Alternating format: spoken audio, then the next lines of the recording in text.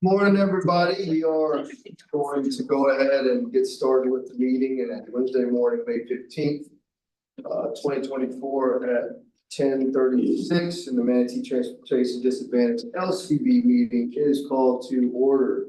We already done the Pledge of Allegiance, so we don't have to do that, but we will go ahead and move on to item number 2, which is member introductions and confirmation of the quorum. We will now go around the table for introductions and the confirmation of a quorum, and please give a brief explanation of what your organization does. And if you are joining online, please introduce yourself as well. And after we've gone around the table, we will allow you to introduce yourself. So we will go ahead and start to the right. I am Brad Gottschalk. I work for the Agency for Persons with Disabilities. We provide Medicaid waiver services for individuals with developmental and intellectual disabilities in the state of Florida. We're a state agency, so yeah, that's us. I'm Cindy Spray. I'm Manatee County School Board, serving District 2, where a lot of the children at risk are, and I support those who are homeless and are foster. Ian Martin with ACA, the Florida Medicaid Office. My name's Madeline Spencer. I work for the Lighthouse Vision Loss Education Center. We train people in mobility, independent living, and technology to stay in their homes, maintain independence. Good morning, Alita Mujik. I'm with the Florida Department of Children and Families. We provide a lot of services from children and family safety to substance abuse and mental health, refugee resettlement programs, economic self-sufficiency, including Medicaid eligibility. You name it, we got it. Yeah, the Rome's too. Good morning, my name is Shady Francois, occupational rehabilitation. We help anybody with a physical or mental disability find and maintain employment. Good morning, I'm Rick Wellenberger, and I guess I'm probably the, well, anyway, I'm a citizen advocate here and a user of paratransit services and have been using paratransit services since 2008. Julian Busman, and I'm the paratransit superintendent at Manatee County Area Transit. And I'm Benita Czar, I'm the operations chief, Manatee County Area Transit, and we provide transportation. I'm Katie Shepard, I'm the customer service supervisor for Manatee County Area Transit. Jack Ruart, veteran service officer with Manatee County. We help our veterans and their families get all their federal, state, and local benefits. I'm Trisha O'Brien. I'm the transportation manager for Meals on Wheels Plus of Manatee. Besides providing transportation to seniors to our adult day center, which is located in Lakewood Ranch. We also run the freestanding food bank, the only one that's not financially supported by any government sources in Manatee. We also run the adult friendship dining centers that we were just referring to. We have 5 different ones in Manatee County. You name it, we do it. Yeah. All about food, all about feeding seniors, keeping them independently at home. My name is Kim Gonzalez. I'm with CareerSource Suncoast, and as a whole, CareerSource provides training and job access and interviewing and soft skills and things like that. But myself and Omar Ruiz, we are in the Ticket to Work program, so we're working with the disabled population who are already receiving disability and they have a desire to return to work. I brought Omar today to come and meet everybody and kind of see what we do and all the great advantages that this bus service provides to our clients. My name is Omar Ruiz. I've been here for around 6 months in the program. Looking forward to see how everything goes and it would help people with disability get a job. I'm focusing right now on doing resume building, interview skills, all related to workforce development. Whatever you guys need, I'm here to help. My name is Todd Ngala. I am an Atkins Realis in-house consultant for FDOT, representing FDOT today for this board. We coordinate with local transit agencies, nonprofits concerning funding sources, federal and state funding sources, as well as state oversight for those resources. David Machado, Sarasota Manatee MPO. We do basically, like the name says, metropolitan planning, transportation, and as far, obviously, as far as what relates to this organization, with this board, we're the designated planning agency, so we assist as a link between the CTD and the TTC and the riders. We help in gathering everybody here, do these meetings and assisting with whatever is needed from us. That's basically a very short conversation, what we say. I'm sure Dave can elaborate a lot more on that, what we do.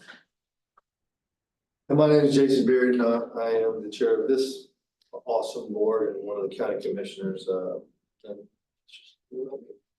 Do we wanna have everybody else present themselves or? Yeah, I mean, if anybody else in the back would love to go ahead and introduce yourselves and what you do, that'd be great. Yeah, Christine Antis, I'm transit planning manager for Manatee County Transit. I'm Sarah Goldsby. I'm with Benish, a consultant working with MCAT to update their transportation disadvantage service plan, which we'll be talking about later. And I'm Jamie Warrington. I'm Director of Transportation for the Manatee County Schools. And Executive Assistant of the MPO. I'm Grace Sagowski, Public Involvement Coordinator at the MPO. Dick Hutchinson, MPO Executive Director. The little one. Never know he's there. Oh, that's Dax. That's my son. He came into work with me today. I got to take him to a doctor's appointment immediately after this. That is as the honor person for today. That's right. Oh, and there's one person online too, Amanda. Okay. Welcome, Amanda. Hey there, good morning, everyone. I apologize I couldn't be there to join you in person, but I'm Amanda Corcoran. I'm from Easter Seals, Southwest Florida, and we serve individuals with disabilities ranging from 8 weeks old all the way through their lifetime. We provide services through our preschool, which is inclusive, our Easter Seals Academy, which serves kindergarten through 22. We also have our adult day program, and for our adult day program, we provide transportation services to both Manatee and Sarasota County. Awesome. Thank you for joining us today. All right, so Lindsay, we have a quorum. Awesome. So moving on to the next item. Item number 3, public comment.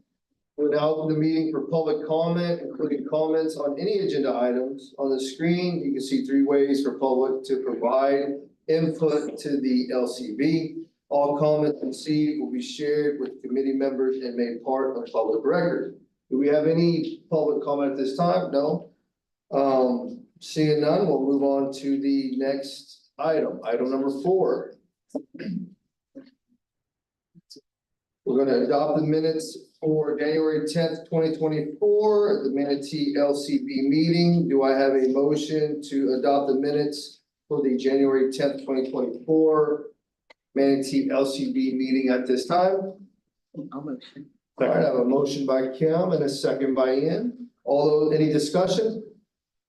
All those in favor, please indicate by saying aye. Aye. All those opposed? Awesome. Motion passes. Moving on to the next item, item number 5. Approval of the 2024, starting with 5A, approval of the 2024-2025 rate model. Benita Czar, MCAT, from MCAT will present this item. And everyone should have gotten a spreadsheet, not a spreadsheet. An equipment grant, no. Great fun. It looks like this. So basically, what happens here is throughout the state, as David had explained earlier, that we're one of the community transportation coordinators throughout the state of Florida. There's 67, actually 66 other counties, it's a total of 67 counties that pretty much it's all based on throughout the year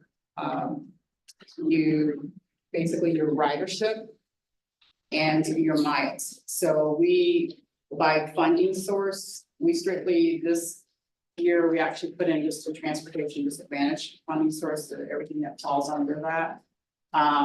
We entered into the state system, it's everything, it's by a formula, you insert in the system.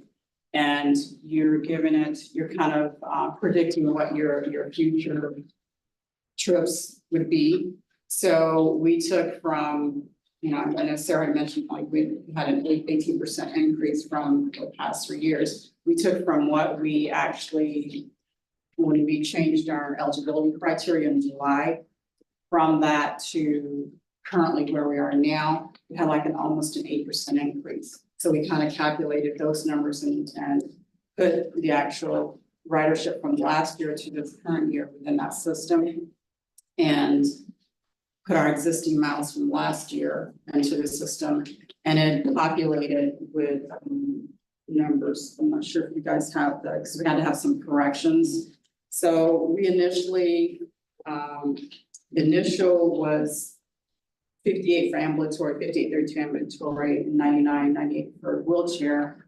But once we put it into the system and calculated throughout everyone else, we ended up getting a rate of 43.94 for ambulatory and 75.32 for wheelchair. And then our bus passes, which we currently, everything's free fare for bus pass. So we're, that rate is still $25, but any of these three, the out-of-pocket expenses, they're not out-of-pocket expenses for decline, but then what we charge the state.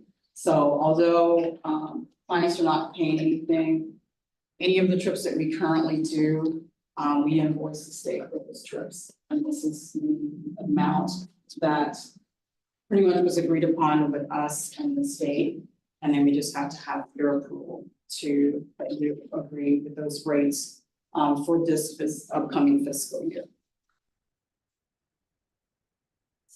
Can I ask a question? Okay. Yes. So I just want to make this make sense in my brain. So this is saying, for example, and I've got the old one, it looks like that mine wasn't corrected here, but so you're saying for each person that rides and they're in a wheelchair, it's like $75 a person per trip that. With a wheelchair, yes. So that includes like equipment and the salary and. It doesn't necessarily, not, so these are just for trips. This is strictly for trips. There's the next one that I'll explain to you is the trip and equipment grant. So you'll see kind of from the trip and equipment grant, we have a choice to actually apply for, actually, I guess I'll explain both of them. So we have a choice. We have a choice to apply strictly for trips, or we can do both trips and equipment. The stipulation to that is this is because it's a yearly thing. The fiscal year is from July to June. So within that year, you apply for it, and it's through what we call it's Transportation Disadvantage Fund. It's a TD trust fund. Through the legislator, they actually put funds aside strictly for clients with disabilities for us to provide that service to.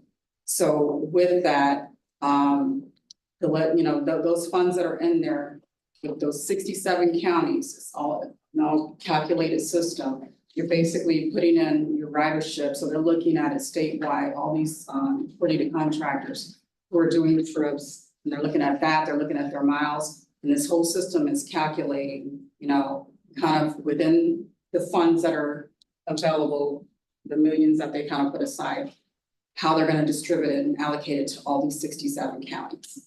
So we have to kind of, with that configuration, figure out within our county, how much are we going to increase our ridership, and including like the revenue miles and all that, how it's calculating all of that. And then it comes out with a set rate. You can gauge we initially gauged too high, and the commission told us, no, that's too high. So we had to kind of, we gauged like 3 different times, and finally we came to an agreement that, okay, this is the amount that we're willing to work with you on. So what we do is every trip, every month, And they only take specifically just a specific funding source, like we can't charge for like APD trips, it has to be specifically T transportation disadvantage trips. So we have to take out anything that adds exports, any of that. We don't add any of that. So what we invoice them is specifically trips that are relating to those funding sources and those purposes. And they will look at it, they take it, they have like a system that they put it into, and they look at it by, they look at the miles, they look at the actual, if it's funded correctly, and then they look at the address of the trip to and the purpose. So if there's anything that's missing, they kick it back to us. So, and then we have to reimburse them. So we do this on a monthly basis where we're invoicing them for the trips, and they'll either approve that or deny it. If they deny it, we have to kind of figure out what's wrong. And then reimburse it back to them. And we have to stay within that budget that they've approved us for.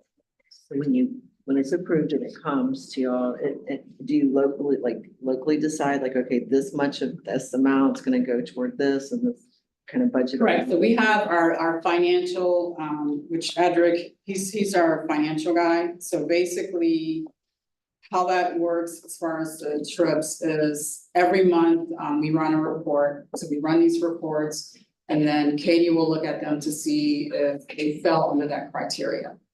And then once she says, okay, Benita, these are good to go. So I run a report for our financial guy. So and it's kind of, the report looks exactly like what he's submitting to the state. So he's pulling, so I'm able to, it's kind of like an Excel spreadsheet. I'll filter out anything that doesn't have miles. If it doesn't have miles, we have to find out why it doesn't have miles. And maybe it was coded incorrectly or something like that. So then we go back and we kind of correct that. And then I resubmit the report back to him. So once he's okay with how everything looks, then he'll submit the invoice to the state. And then from there, the state will look at it and say, hey, Edric, this is missing, whatever. Then it gets pushed back to us. So it's like this back and forth thing. Now we've kind of figured out kind of a routine where we're able to really monitor it. So it doesn't have to get kicked back. And then it's within that budget that they gave us, we're tallying that to make sure, you know. And a lot of the times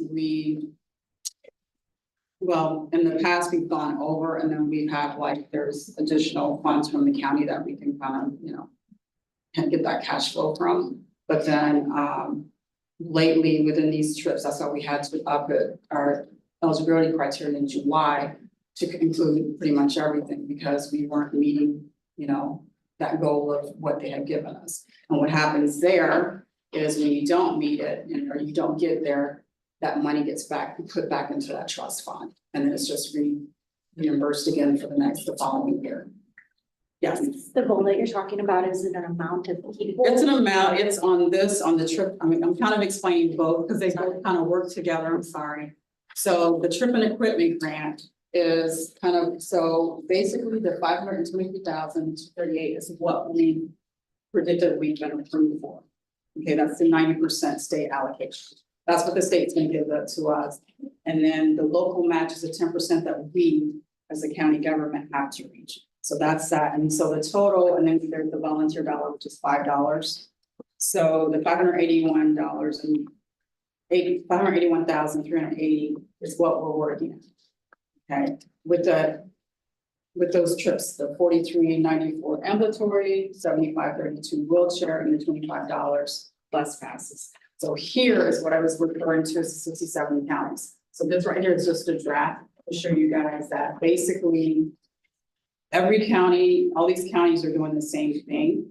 And this is kind of just a guesstimation of kind of the goal that they're trying to reach. And either they utilize all those funds that they're being allocated from their state or their county, or if they don't utilize those funds, then it's put back into the trust fund. And that trust fund is used for people with disabilities. Did I confuse anyone? Where do we rank in the amount of money for all these counties? We look kind of on the low side, we're way down the bottom, aren't we? Look at the. But that's all, yeah, No, not in order, well, but. if you look at kind of the total funding, look at 24-25. So we're doing. Yeah, they're going. Compared to other counties, that's all. Compared to You have to size. consider too the size of the county, like Miami, that's, you know, they're covering a whole lot of areas, so. Yeah, Broward County, 5 million.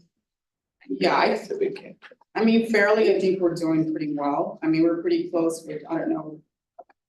Bay County. So we're growing. Manatee County is growing, so. Yes, we are.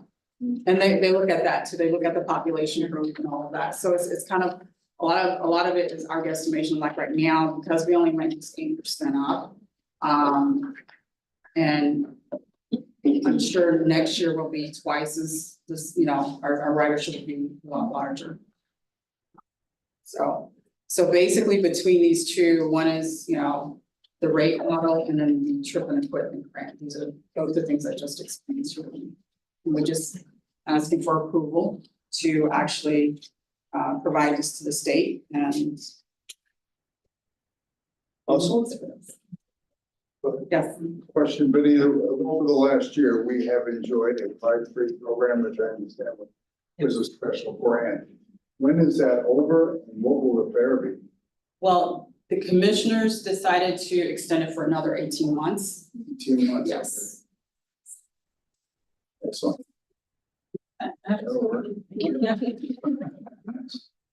Any other questions? Right here. Yeah. You showed this diagram of 5-7 as an individual slide, but on the agenda, it's 5A here.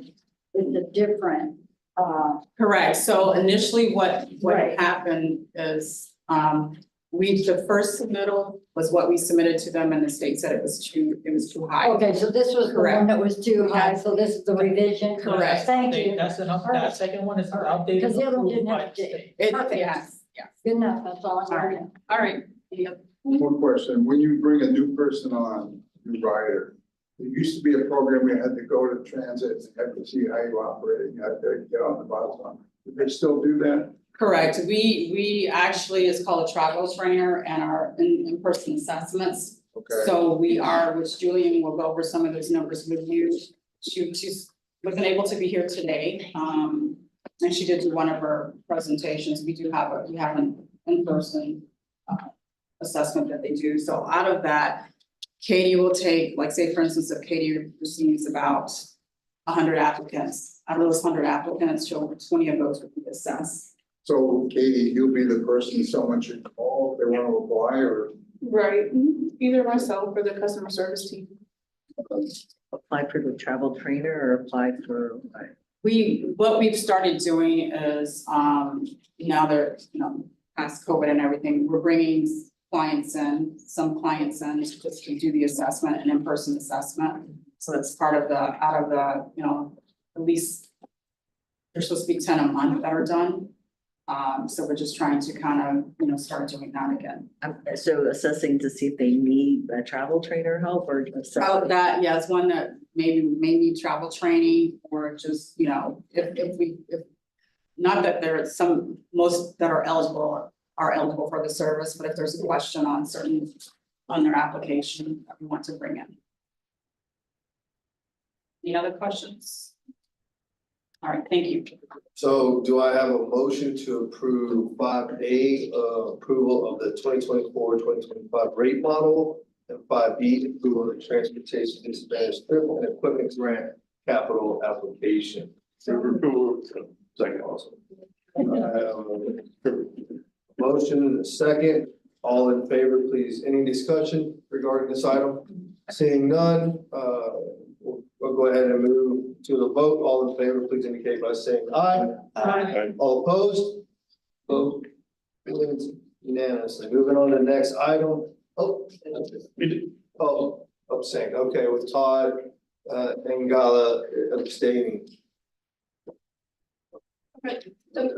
All right, moving on to item number 5C. 5C is the approval of the Transportation Disadvantaged Service Plan Annual Update. Good morning again. So MCAT as the Community Transportation Coordinator is required by the Florida DD Commission to develop a transportation disadvantage service plan every 5 years. And then every year between those 5 years is an annual update. And the annual updates are not as extensive. There's only a few sections that are required to be updated. And so the last 5-year update was in 2021. And so this year we just did the annual update, which just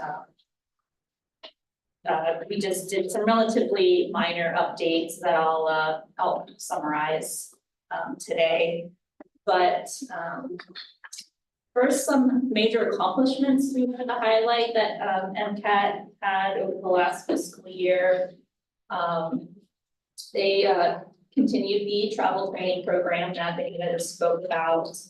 Since October, they have completed training for 8 coordinators from Parenting Matters, and then they've also had a couple individual clients as well. They implemented the updated TD eligibility requirements in July last year, which was mentioned in the last TDSP update, but it has actually been implemented since then. MCAT also did a transit development plan major update last year, which took a look at the overall service area and fixed route service to identify some transportation needs. They also updated their safety system program plan earlier this year, which is a requirement of the Chapter 1490 of the Florida Administrative Code. It includes they just basically expanded on operator safety training, stuff like that. And then the community transportation coordinator evaluation was actually completed just recently as well, which you all will hear about a little later in this meeting. So as for the summary of updates to the TDSP, we updated the text regarding some of MCAT services. Up until January of this year, MCAT was operating a shuttle service on Longboat Key for the Manatee County portion of the area, but now Sarasota is operating the service for the entire Longboat Key area. We also added in some information about Route 75 and routes 3 and 304. They are operating service to the beach during peak tourist season, which is December. We also made mention of the Sarasota Bradenton Airport ground transportation hub that will be constructed soon. It's going to include 4 dedicated bus bays and an area for paratransit passengers to transfer between Sarasota and Manatee County vehicles. We updated the annual ridership statistics for last year, which I mentioned previously. There's been an 18% increase since 2021. We added a staffing and training section. So in that section, we just discussed new positions that MCAT has added recently, and that includes a transit operations trainer and a safety and training manager to help with developing safety policies and procedures and some operator training policies as well.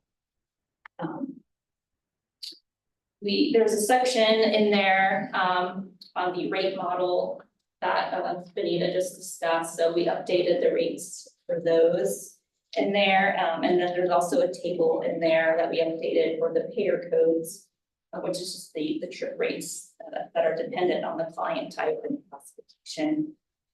And then we updated most of the appendices as well. We included a new vehicle inventory that is more up to date. MCAT also updated their transit division disaster plan. And we also included the updated CTC evaluation in there as well. And with that, and before we ask you to approve, you all have any questions for us? None. Do I have a motion to approve the 2024 Transportation Disadvantaged Service Plan, TDSP? All right, have a second? Second. All in favor, please indicate by saying aye. Aye. All opposed? All right, Todd Engel also abstaining. Moving on to 5D. The last action item today is 5D, approval of the Community Transportation Coordinator evaluation in the car. And David will present this item. You wanna start or you want me to start? Go. Me? Yes, go ahead. Okay, well. You Like want you, me to just explain kind of what it's about? whatever you want. Fine, So- whatever you want. So basically, as I mentioned earlier, part of the community transportation coordinator's job is to make sure that we're in compliance with everything. And this evaluation is done every year through the local coordinating board. And you guys are evaluating us pretty much on it's everything, our ridership, our driver's files. There's riding the vehicles, you're surveying our clients. And then you're just checking the overall, just organization of our data, that we provide to you on a quarterly basis. And, we do a pretty good job at kind of keeping everything at bay. But yes, that's kind of, it's kind of an internal audit locally for us through the local coordinating board. So yeah, tagging along to what Benita just said, this is done on a yearly basis, through the evaluation committee, which the LCB, votes the members on a yearly basis. We did the evaluation in April, as has been my experience since I've been in the MPO, it's pretty smooth, for an evaluation / audit, it runs smooth, it's always a pleasure to go to MCAT and and just ask the questions that we're required to ask and see what innovative and items they're bringing to the table. Surveying the clients, the riders, they echo basically what they echoed last year. Everybody seems to be, very happy with the service that MCAT is providing. That, they continuously praise the drivers and, the level of detail and, the patience that they have with them. I didn't have the chance to ride the bus, but I know Rachel and Grace had the opportunity to ride the bus. You guys feel that you wanna add anything into it, but from what I heard from them, it was a nice, enjoyable ride. The bus was clean. The driver was, I believe, very entertaining. Other than that, we had no findings. Everything was there, easy access. They had everything set up for us.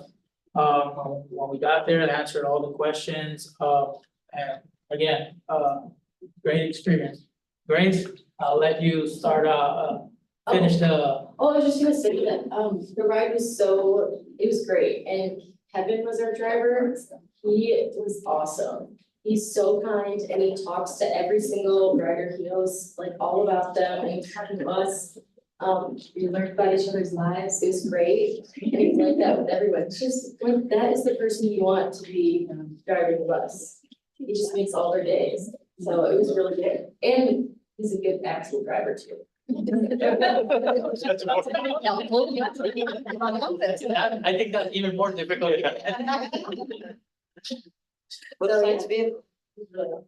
It's fun. Yeah.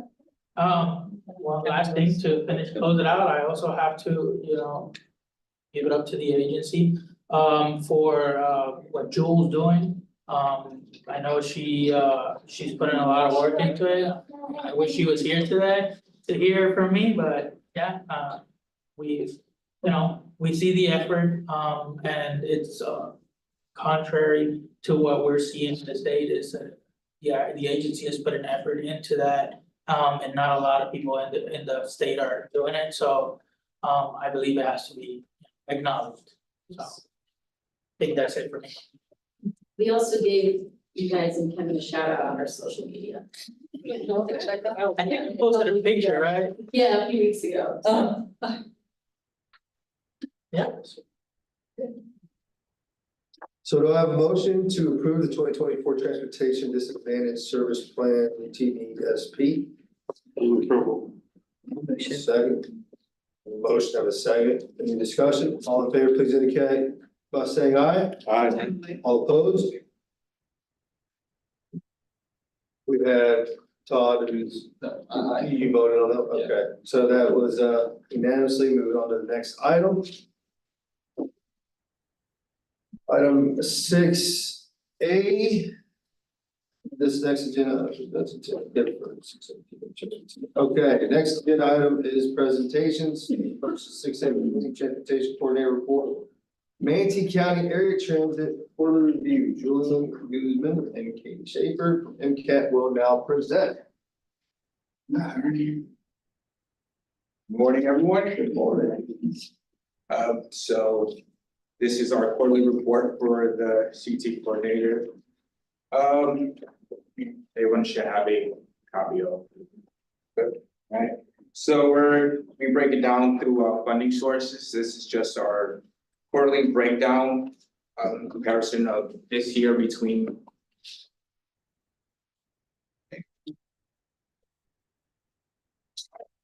So this is just a breakdown of our quarterly report between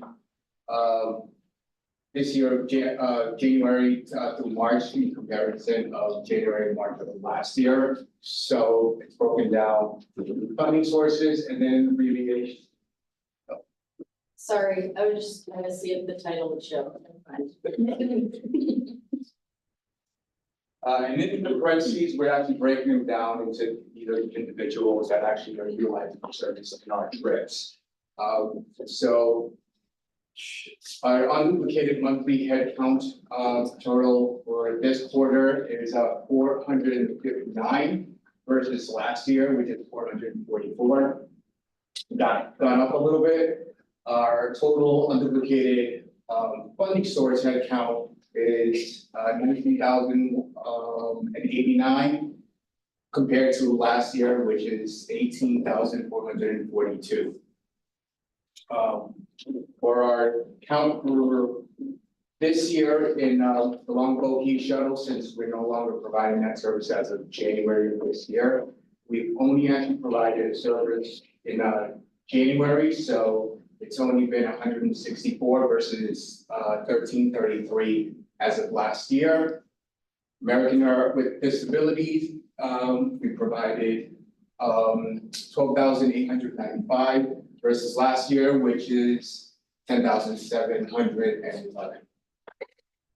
When it comes down to our assessment, which is the service that our transportation coordinator provides, we've provided a total of 8 versus last year's quarter was 0. Our TD total for this quarter is 6,022 versus last year, which is 6,398. Our TCE, which is our community care for the elderly, 36 versus last year, which is 132. Our agency persons with disabilities, it's 3134 versus last year, which is 3682, which is went down a bit. Whereas since we're still fare free, it's 0 across the board, and our TD trips has gone up from 1863 to 2136. Our TD escorts, our PCAs, and our feeder service. It's 701 versus last year, which is 715. And our veterans that utilize our service for hospital trips, 15 versus last year, which is 6. Anybody have any questions on this part? Not a question, but a suggestion or maybe, and I don't know if you guys can get this data, given, I'm going back to the Longboat shuttle, which was a question that was brought up last time when, although you guys are not providing service as the agency, is there a possibility of you guys getting those numbers, maybe putting them on the bottom? Because this was the concern when this was brought up last time, and I think the board was in agreement that they would still like to see those numbers. So I don't know how. They're providing, the Breeze is providing us with monthly numbers, so we do have February, there are about 420 trips provided in February. We just received March numbers, that number has gone up. It's a little over 500 for March. We have not received April's numbers yet. But yes, you're not breaking it down into 2 big counties, it sounds like. I'm sorry. Breeze is not dividing it by county, just doing the total. The agreement we have with the Breeze is that anything that the origin or destination is within the zone, Manatee County is paying for those trips. So That's why it went dramatically up from what the site was in January. We provided services on Longboat Key through mid-January, so the 164 wasn't the full month. Oh. Typically, when we were providing Longboat Key services, it was averaging between 250 and 300 a month. So it went up a little bit because the full amount, both counties, running service. Yeah. Both counties. Yes, the service area is much larger. Okay. So I believe that, understanding that there will be a delay, in the information that you guys are receiving, giving that obviously it takes them to process the information and then actually get them to you. Maybe not show it here, but, or show it there with a note on it, so the board can see how that system is also working, but because, obviously, we'll probably receive that information, or at least for us, for the FPO staff, that'll be in the next meeting, but not everybody that's in this meeting will be in the next meeting. So I believe as it would be beneficial for the Manatee County to have at least that data. Again, it's a suggestion, I bring it up to you guys. We talked about that last time. So I just wanted to bring that up again. But I do have a question, if you don't mind. So you mentioned March was 200 and some, no, February was 200 and some, 300, There's a little over 400. 400, and then March cost. So is that all for Manatee? Yeah, for both counties. Okay, Yes, that's what I'm So asking. the service area for the on-demand service is basically downtown Sarasota and the whole beach area from just west of downtown all the way up to Manatee County. So we're paying for all those trips within that service area. Okay. Thank you. Questions? I do have a question now. Yes. Okay, so what is on demand versus handy bus versus Breeze for, Well, the on-demand service, they have a phone app, it's just like a Uber or Lyft. You can schedule your ride using a phone app that the Breeze has within their service. but is it for people that qualify for handy bus, like the disabled, door to door? But this is door to door, but it's anyone that Within the zone. within that zone. So you don't have to qualify physically. It's for the general public. And it's not free, it's $2. So that's within the 3/4 mile that we were speaking about before, the 88 zone from the fixed route, because there is a fixed route along. There is not a fixed route on Longboat Key. Not anymore? No, there used to be the Route 18 many moons ago. There's no fixed route service. The only fixed route service is our service. It's the trolley, beach trolley that goes down to Key Beach, but that's as far south. Are you guys considering the trolley as a fixed route?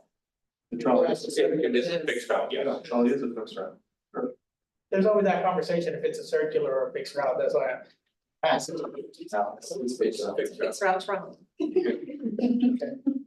Any idea how that's working out, is having that on demand up there? Because I remember driving that 18 bus, it was a 12-hour shift, which was really normal. The only people that got on there was the morning where people going to work, and brought home in the afternoon. The rest of the day it was empty. Is this system work better, do you know? I don't know for sure, because I don't know the demographics of each individual trip, but I do see a lot of trips between like this, I think it's called Risota. And there's another hotel or resort on the south end. I think those are employees going back and forth depending on their need between the two hotels. Because typically when we left downtown, you'd have the cleaning people and some of the service guys, and that was it. Nobody else was riding the bus. And then when they went to work, there was nobody else on the bus all day, so it was a killer. And to me, if I'm a resident of the area and I'm used to paying $16 for an Uber trip or $20 for an Uber trip, and now I have a $2, basically the same type of service, probably not gonna use the Uber or Lyft. Well, has this been advertised, I don't know if yours, it's been advertised to general public that they can use this? I believe there was some public outreach by, this is free service, it's not our service. We did put a notice to, on our buses before the service started, so our riders should know, but the Breeze must have done some outreach. Well, I mean, because Pinellas County has a similar thing, like from downtown safety to the beach, was trying to promote people that don't want to pay $10 an hour, or whatever you guys charge for parking on the beach. 15. So so nothing's been done since you guys are paying for it, nothing's been done to promote this, that you can ride this service for $2. I'm assuming it's cheaper parking off the beach than there is on the beach, correct? I don't know what parking is. I'm not from this county, so I don't park on the beach there. I imagine, yeah. Well, I'm saying to get at his point that no one's using it because probably no one knows about it too. Well, the problem, as I think, was that as that area developed, beach access went down. So if you were out there, there were only so many places you could get to the beach. Because all the hotels and stuff built up right along the beach. I think this was your point, but correct me if I'm wrong, is that no one was using the fixed route 18. Right. Not that no one's, I mean, I just proved to you that people are using the on-demand service and the demand is going up. But well, I mean, according to what he's saying, the only people that working are using, not the general public is what I'm getting at. No, that was before. Okay, That but was before this. This, That was that's the why old this one. was probably a 18. better idea, what they're doing right now, because what happened before the development of that area is when all those hotels built up and all those condos, they took all the beach access and was gone. So if you were there, you couldn't get to the beach anyway, except in 2 places. So why bother to go out? okay, I think you're missing the point. He was saying that nobody was riding it during work time. So now that it's on demand, you just don't have a bus driving with nobody on there. Right. People are actually being picked up and you're picking, it's whenever it's in use, somebody's. Right, and I As wonder- opposed to just the bus driving in a circle from 8 to 5. That's a model in some way that could be transferred to Manatee County for the same problem. I mean, you guys run the beach bus up and down, and thank God you got it out there, but the traffic out there is just tremendous. I don't know how he ever stays on time out there. Manatee County is exploring on-demand service. I mean, the first one we're gonna look at, Mr. Beard can speak to as well, that we're looking at providing on-demand for veterans. Yeah. And we, That's good. it's not gonna happen overnight, but we are exploring how we can do that, how we can do it correctly, with guardrails on it so it doesn't get abused, but we are looking at that as our first model or venturing into on-demand service. And then we will look at other areas within Manatee County that don't have fixed route service. That'll be excellent choice, by the way, I think, because Manatee County is building subdivisions anywhere they can down country. And there's no combination whatsoever for transit. I mean, transit's never at the table when these things are done. And it's unfortunate because they really need it. These roads were not made for this much traffic. No, my road is. Well, look at Aqua, 75th. No. You're stripped all the way down to Cortez, all that's gonna be housing in there. You see any improvements in the roads? No. That's All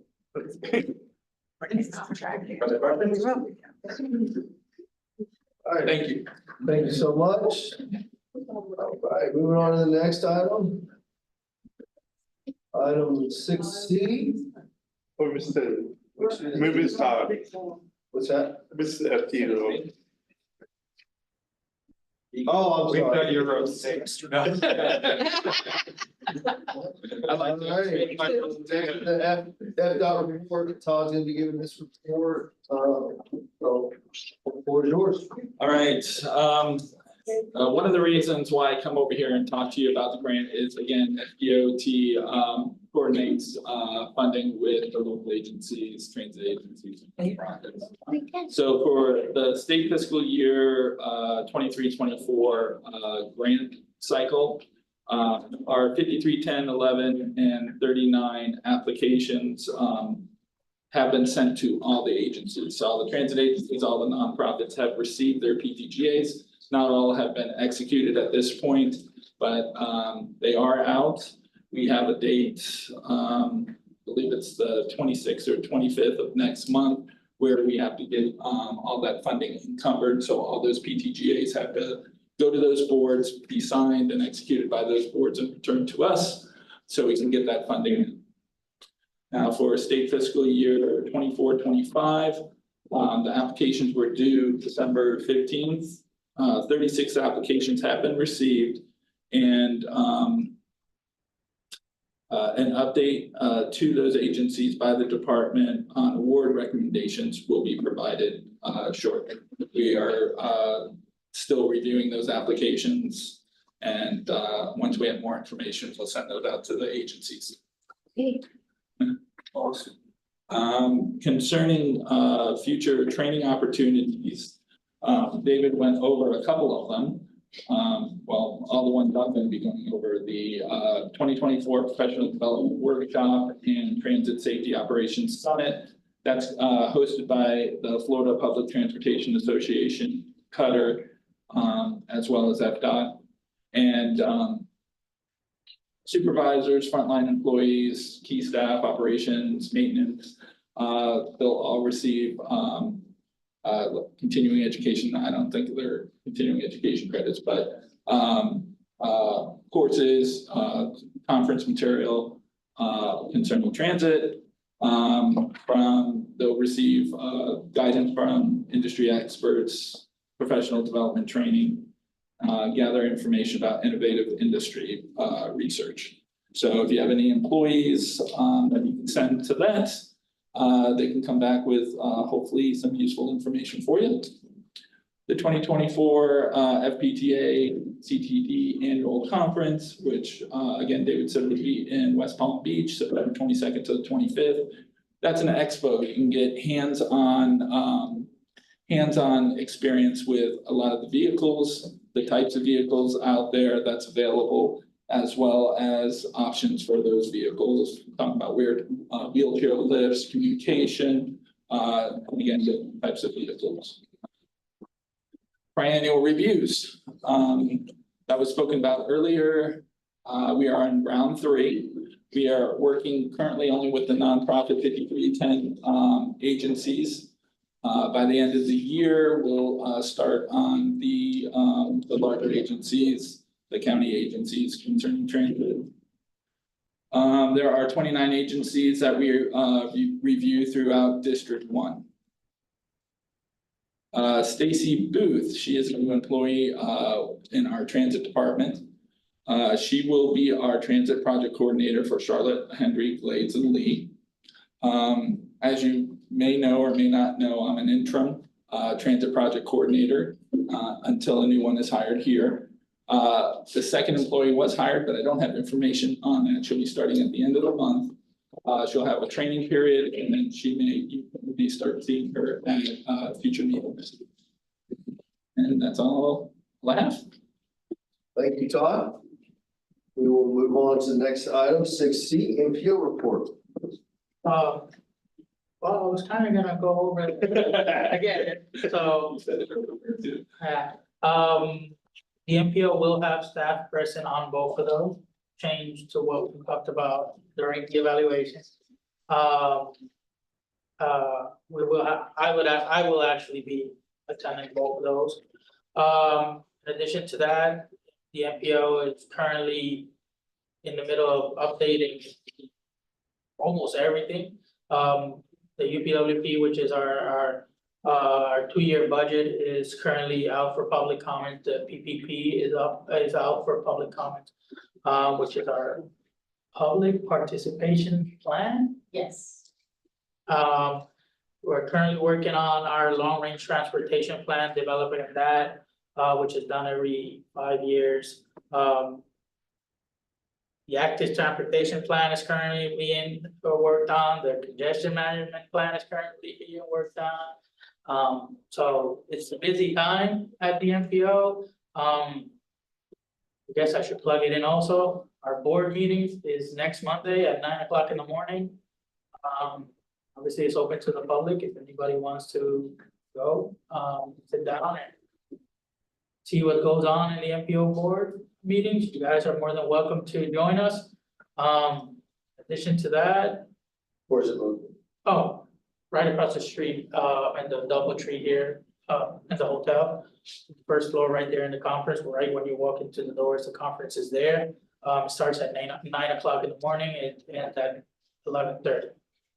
Should end at 11:30. I think that's it. Rachel, did I miss anything? Lindsay, Grace?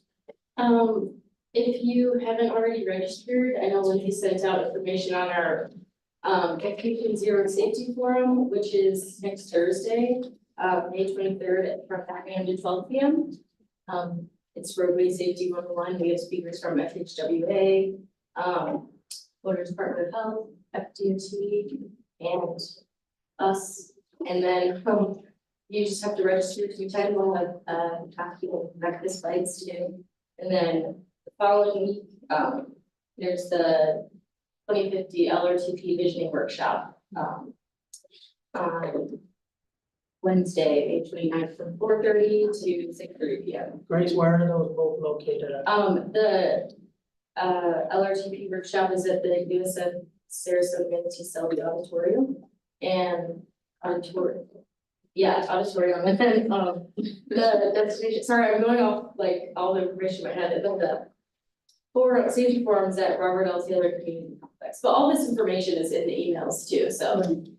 We can send out the barcode for the registration link, and we can also send out the surveys.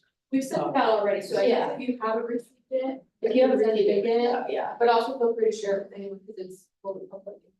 Yeah. We also have a survey out. I don't know if you want to talk about that, Grace, the survey. Yeah, it's open to the public until June 15th. I think you sent that out. Yeah, and everything's in the email too, so you could just, if you guys didn't receive it, reach out and we'll send it again, send it again, yeah. I think that's it for the MPO side. Okay, awesome. At this time, we'll just kind of go around the table. If anybody else has anything else to say, then this is the time to do so. We'll start with you, Todd. No additional comments. Okay. No, okay. No additional comments. Okay. No, thank you. All right. No comments. All right. Okay. I have a question. Please, sir. I noticed in your report, one of the things you have is no-show cancellation. When I noticed from January to March, the number of no-shows has gone up. Okay, I understand no-shows. But no-shows create an undue amount of pressure on the drivers. We're already overloaded manifest. Now they have to go faster to try and make up for no-shows. What's the policy at MCAT? What do you do when a no-show starts to, I mean, you keep track of them? Do you know if they're constantly not there? Do you send them an Instagram or what do you do to? So the drivers leave notes on the doors when they arrive, if it's at the residence. Our dispatchers, if they're out picking them up at their non-residential location, we'll give them a call and leave a voicemail. Our customer service team also does daily and weekly calls to clients that have either no-shows or late cancellations. A late cancellation is anything canceled less than 2 hours before the trip is intended to take place. And then at the end of the month, the customer service team runs a report. And anyone who has 5 or more either late cancels or no-shows, or even a cancellation outdoor, they'll receive a letter. And then after 3 letters or 3 months that they've had 5 or more late cancellations, no-shows, or cancel outdoors within a 6-month period, they'll receive a 7-day suspension.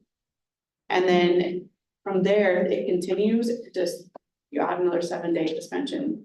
And then the only way to get off of the list is to go 6 months without having 5 or more late cancel outdoor no-shows in a month. Then we also have the IVR that notifies them about the no-show.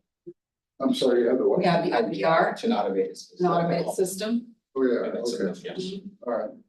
Sounds really generous. Yeah, right? It's aggravating, very. Yeah, To be We on. never get funded, like, we can't withdraw services, like, it's like, we don't have the bite of private industry that we're in a sense, they're our customer, so you go, like, I know it seems very generous, but like, Sense that. that's where it goes. You're not Where it's denying. like, you can't, you have to go through to go, like, if you want to suspend or even 7 days is like a huge thing,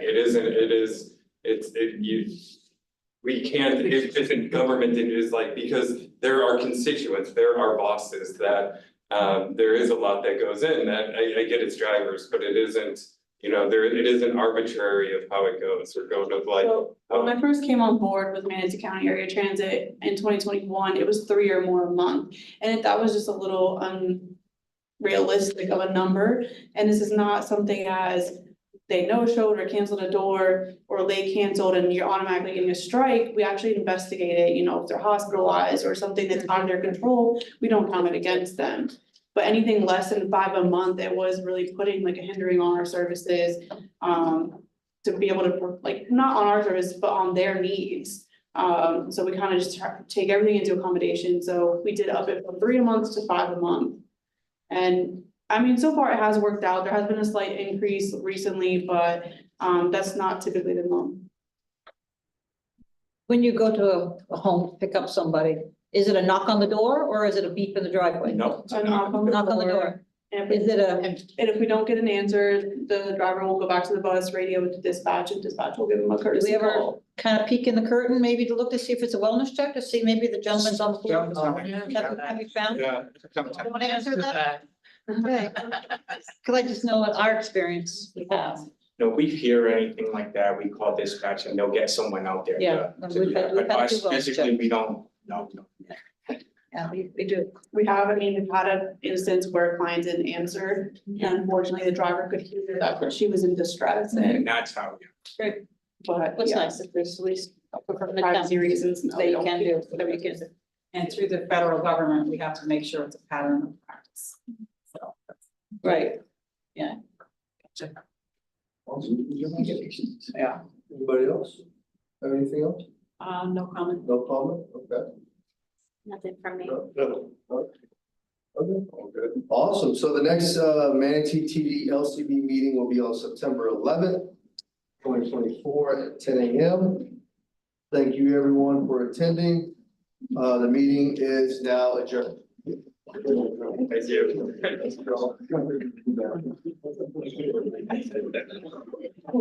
5310. No, that had nothing to do with it. And then after that, we have triangle. Yeah. I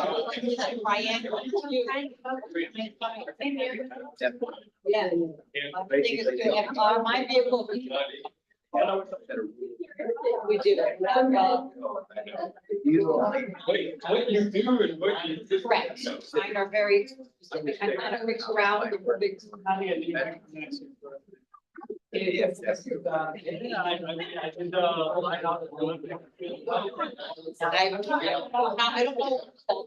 know what I mean? Not problem. It is a lot of, it took us a little while to. Stop work. A lot of this, you gotta have that. And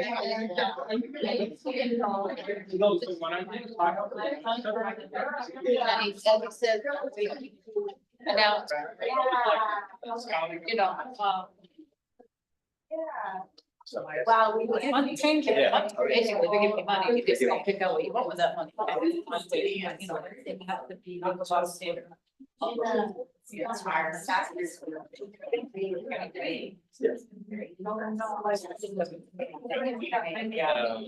Yeah, it has to be, handicap. Yeah, there's a lot of standard.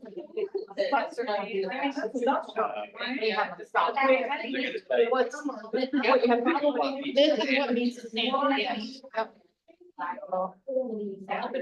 Small man pools, like, Yes. you know, because I'm replacing one that. So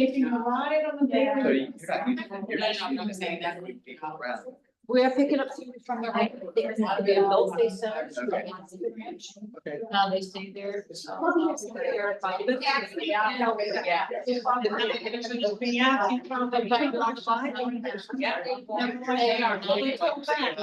are we gonna get out? Yeah.